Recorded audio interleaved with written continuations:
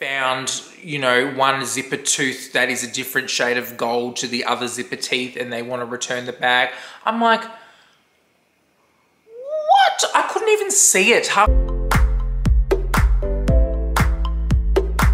Hey everyone, I'm Connor and welcome to my channel, The Closet. If it's your first time here on my channel, I like to talk about all things luxury. So if that is something you're interested in, I would love it if you could hit the subscribe button and the bell button. And if you're returning, welcome back to my channel.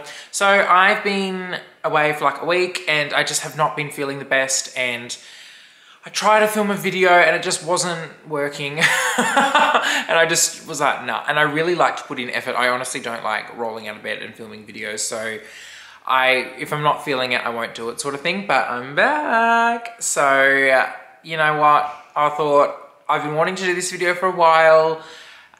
It's something that I always see posted in like the Facebook groups and things like that. And it is basically Louis Vuitton quality, what is acceptable and what is not acceptable. Let's get into it. So basically, as most people in the luxe community know, Louis Vuitton has had a bit of a, you know, not so good reputation with the old quality control. And I've even had an experience where my Speedy 35, that was like less than a year old, the glazing on the handle started to bubble and lift off from the vachetta trim. And basically, when the bag was repaired, Louis Vuitton said that they used the incorrect type of glazing, or that the glazing that was used had like a recall issue with it because it wouldn't adhere properly.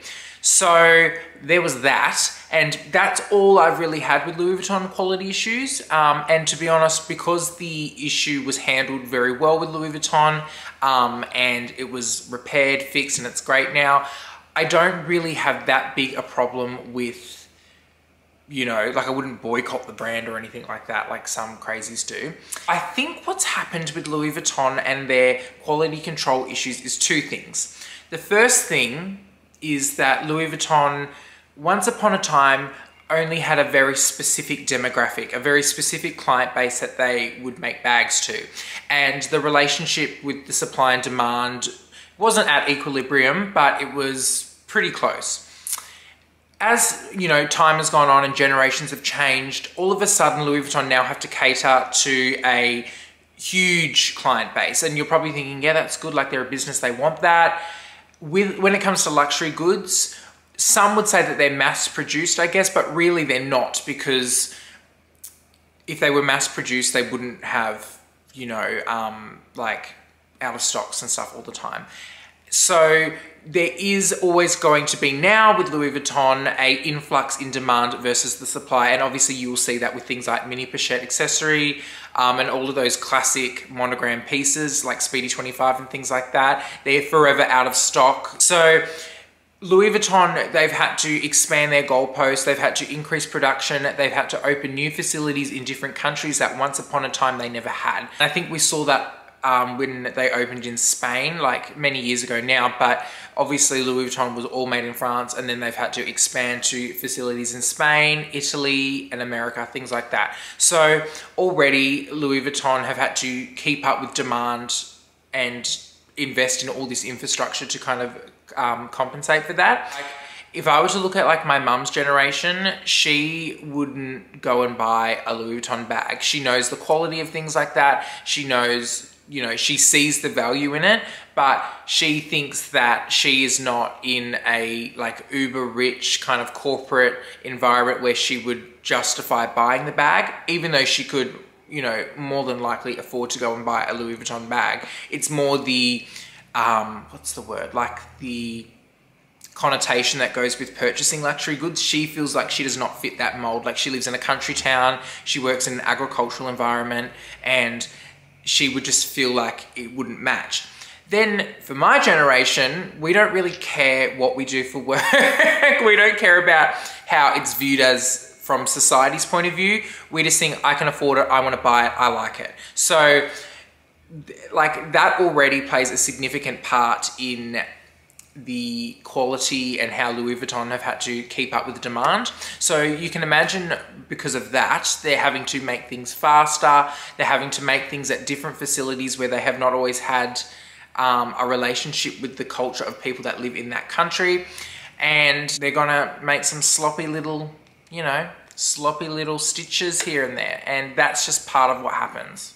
So with that point aside, then we come into the next point where we have newer generations of people who are purchasing luxury goods, and they have a expectation that because it is a luxury good, all of a sudden the general wear and tear rules of any other product do not apply to it because they've paid a large sum of money, or because it's, a fashion house or whatever. And these unrealistic expectations and these just, what's the word, like unattainable, like quality goals that these bags have to have. And some of them are absolutely insane, right? So if you're on like the Facebook groups, you would have seen these posts where people have, purchased a new bag from Louis Vuitton and they've gone over it with like the finest tooth comb known to man, like insanity, absolute insanity. And they've found, one zipper tooth that is a different shade of gold to the other zipper teeth, and they want to return the bag.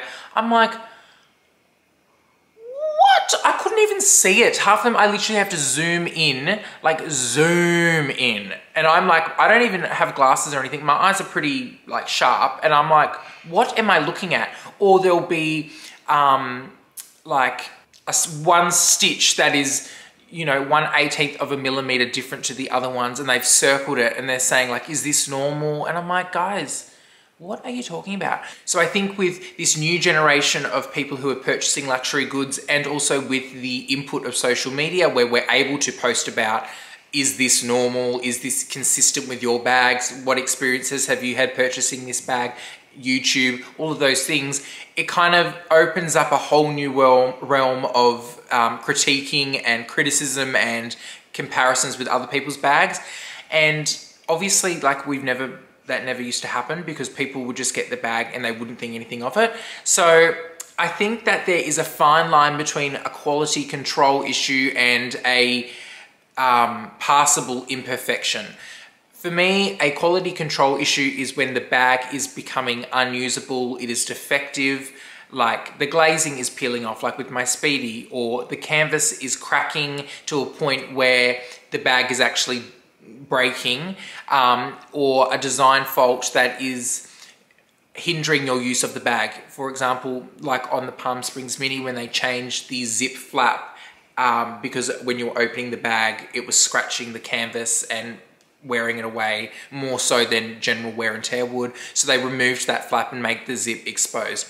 That is a quality control recall faulty issue.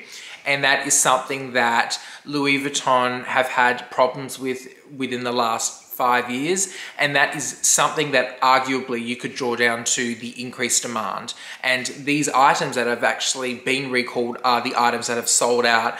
You can't get them. Pochette Matisse with the glazing and the cracking, Palm Springs Mini, all of those high in demand bags are the ones that have had the recall, because the demand has increased so much that they've had to keep up, and they can't catch their tail essentially, because they're trying to push more bags out. But more often or less, you will see the imperfections part, which is what people are having or associating Louis Vuitton as being a poor quality brand for these subjective imperfections. I personally am somebody who is very, very, I like things perfect. I like everything to look good, and if there is something out of place, it really bothers me. However, when it comes to luxury goods, and this is not something that I've had to sacrifice, but I am realistic, because luxury goods, just because they are a luxury item, does not mean they are free from, general wear and tear or minor imperfections, because they're bespoke to an extent. Like, no bag is the same, and it's something that you just need to take into consideration when purchasing luxury goods. When I get a bag, I go over it, I make sure the zip works, I make sure the clasps work, I make sure the strap, hook things clip on, and all of the general things that you do with the bag. I do not go over every stitch. I do not look in the corners of the lining of the bag to make sure that one side isn't uneven to the other. I don't do any of those things, and that's saying a lot, because I'm pretty particular with a lot of things. But that kind of stuff does not mean Louis Vuitton is poor quality, or they have lost you know, their quality control status or whatever you want to call it. That's just what happens with these bags. And I think a lot of people really need to understand that when you're buying luxury, these are the parts that come with it. Some of them I'm like, really? Maybe you shouldn't be buying luxury if you have unrealistic expectations of how things are. Things like damier ebene or damier graphite where the corners meet. Like the squares aren't going to match up. Like it's a canvas piece that has been sewn together. They cannot match up the corners perfectly all of the time. Even on the sides of the Speedies where the vachetta bends, the leather will get like a ripple in it, which is completely normal because that is what happens with the leather when it moves. And people are saying that that is a sign of the leather is lifting or the leather is faulty. And it's like, no, that's just how it is. So I think that we need to really, and I don't want to speak for everyone, but from the people or the posts that I see the majority of, I think that we need to kind of change our mindset on what we perceive as being something that is overall a quality control issue versus your own opinion and your own subjectability, I guess, on what you accept and what you are willing to accept and what you aren't willing to accept with luxury goods, because it creates this narrative when you're publicly saying that something isn't right, and it makes this kind of Louis Vuitton is bad, Louis Vuitton has no quality control, blah, blah, blah, over a few little inconsistent stitches or something that only you were bothered by. So yeah. Also, I do believe that Louis Vuitton over time, they really do need to pick up their game, because there have been many instances, of course, where they have just done really sloppy jobs on stitching where it's completely crooked, or they've double stitched in weird spots and things like that. So I'm not saying that they never do anything wrong, but I think the general overall consensus of what Louis Vuitton does wrong with their quality control is like off, because a lot of it is very subjective. Thanks so much for watching, guys. I hope that, you know, you enjoyed this video. Pop your thoughts and views down in the comments, and I'd love to hear from you. Thanks so much for watching, and I'll see you all next time.